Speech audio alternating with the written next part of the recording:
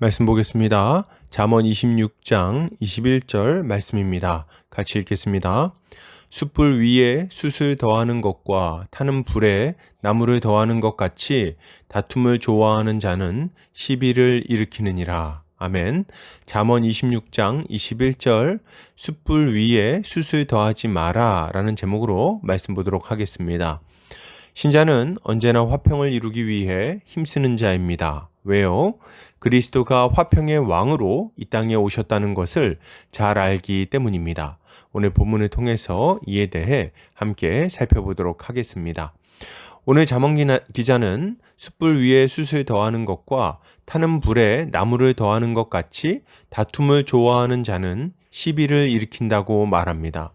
이것을 타번역본에서는 숯불에 숯을 넣고 타는 불에 나무를 넣는 것처럼 다투기 좋아하는 사람은 싸움에 불을 붙인다 라고 번역하고 있습니다. 본문은 숯불에 숯을 더하는 사람을 다툼을 좋아하는 사람과 비교하면서 이들이 시비를 더 격렬하게 만든다는 것을 강조하고 있습니다. 이것은 신자가 다툼이 커지지 않도록 주의하며 화평을 이루기 위해 힘써야 한다는 것을 교훈하는 말씀이라고 할 수 있겠습니다. 본문은 숯불 위에 숯을 더하는 것과 타는 불에 나무를 더하는 것 같이 다툼을 좋아하는 자는 시비를 일으킨다고 말합니다. 여기서 숯불은 게헬이라는 단어를 사용하는데 불타는 숯이라는 의미를 가지고 있어요. 그리고 다툼은 마돈이라는 단어를 사용하고 있는데 이 단어는 논쟁, 다툼 등의 의미를 가지고 있습니다. 그리고 일으킨다는 하라르라는 단어를 사용하는데 이 단어는 불타다, 타다 등의 의미를 가지고 있습니다. 그러니까 정리해 보자면 불타는 숯불 위에 숯을 던져넣는 것 같이 논쟁과 다툼을 좋아하는 사람은 다툼이 일어나도록 불을 붙인다는 말을 하고 있는 것입니다. 이것은 어리석고 악한 자들이 다툼을 즐거워하며 계속해서 다툼을 일으키는 것을 책망하는 동시에 신자는 화평을 이루기 위해 힘써야 한다는 것을 교훈하는 말씀이라고 할 수 있겠습니다. 본문에서 먼저 생각해 볼 것은 숯불 위에 숯을 던져넣는다는 표현입니다. 숯불 위에 숯을 던져넣는 이유는 뭘까요? 그 이유는 두 가지라고 할 수 있을 것입니다. 첫째는 지금도 불이 잘 타고 있지만 그 화력이 강해져서 더 뜨겁게 타오르도록 하려는 것이고, 둘째는 불이 점차 약해져서 꺼지려고 할 때 그 불이 꺼지지 않고 계속해서 타오르도록 하려는 것입니다. 이것은 다툼을 좋아하는 자가 하는 일이 무엇인지를 잘 보여주고 있어요. 이 사람은 다툼이 끝나는 것을 바라지 않습니다. 적당히 다투다가 끝나는 것도 바라지 않아요. 왜요? 이 사람은 다툼을 즐기기 때문입니다. 이 사람은 다툼을 즐깁니다. 왜 그럴까요? 그 마음 안에 시기와 질투, 원망과 미움이 가득하기 때문입니다. 다투는 가운데 이런 부정적인 마음들을 쏟아내는 거죠. 상대방에 대해 서운했던 것들을 쏟아내고 상대방의 부족함과 어리석음을 비웃는 겁니다. 솔직함을 가장해서 상대방의 약점과 비밀을 들추어내고 그가 난처함을 느낄 때 통쾌함을 느끼는 거죠. 그리고 내 마음을 상하게 한 말이나 행동들을 마음껏 비난하는 것입니다. 이것이 다툼을 즐기는 자들의 모습인 거예요. 문제는 이 악한 사람이 자신의 문제로만 싸우는 것이 아니라는 점입니다. 그럼 뭡니까? 이 사람은 자신의 문제로 인해서 다투고 싸울 뿐 아니라 화평하게 지내는 이들도 서로 미워하고 다투는 관계로 만들어 버립니다. 윗집 사람을 만나면 아랫집 이야기를 하고 아랫집 사람을 만나면 윗집 이야기를 합니다. 사람들의 비밀과 약점과 실수들을 이리저리 다니면서 퍼뜨리는 거예요. 그리고 뒷말을 하는 거죠. 그러니 어떻게 되겠습니까? 사람들 사이에 편견과 오해가 생기고 서로 다투는 일이 자꾸 일어나게 되는 거예요. 더 큰 문제는 이 사람이 적당한 선에서 멈추지를 않는다는 겁니다.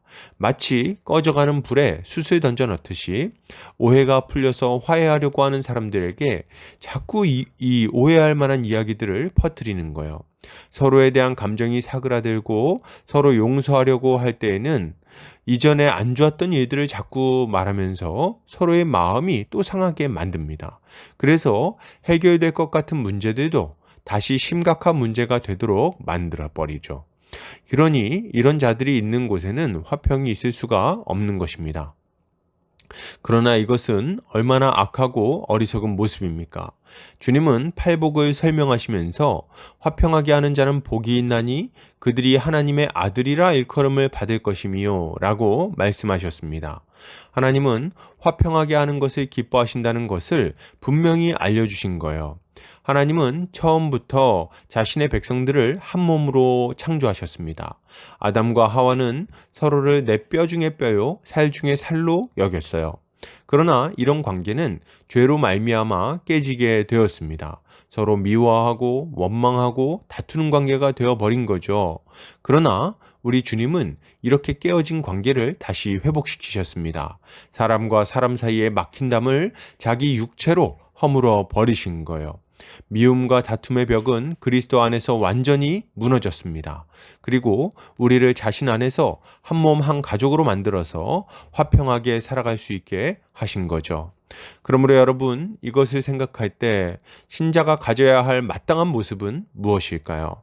먼저 우리는 다툼에 다툼을 일으키는 악한 행동을 멈춰야 하겠습니다. 원통함을 풀지 않고 계속해서 화를 내는 것이 신자에게 합당하지 않다는 것을 기억해야 합니다. 우리는 1만 달란트 빚진 것을 탕감받은 자들입니다. 이런 우리가 어떻게 한도 끝도 없이 화를 낼 수 있습니까? 어떻게 용서하지 않고 계속 미워하고 원망할 수 있냐는 거예요. 우리는 이런 어리석은 마음을 속히 버려야 하는 것입니다. 우리는 다툼을 일으키지 않도록 말과 행동에 주의해야 하겠습니다. 솔직하게 말한다는 핑계로 함부로 상처를 들쑤시거나 형제의 실수를 거듭 말하지 않아야 됩니다. 사그라드는 감정에 불을 지르는 행동을 하지 않아야 된다는 거예요. 실수로라도 그런 행동을 하지 않도록 주의해야 되겠습니다. 아물어가는 상처에 소금을 뿌리면 다시 덧나는 것이 너무 당연하지 않겠습니까? 우리는 이런 말과 행위를 조심해야 할 것입니다. 그러면 우리는 어떤 삶을 살아야 됩니까? 우리는 할 수 있는 대로 모든 사람과 화평을 이루어야 하겠습니다. 선을 행하고 덕스럽게 행해야 됩니다. 그리하여 그리스도의 향기를 세상에 풍겨야 하는 거예요.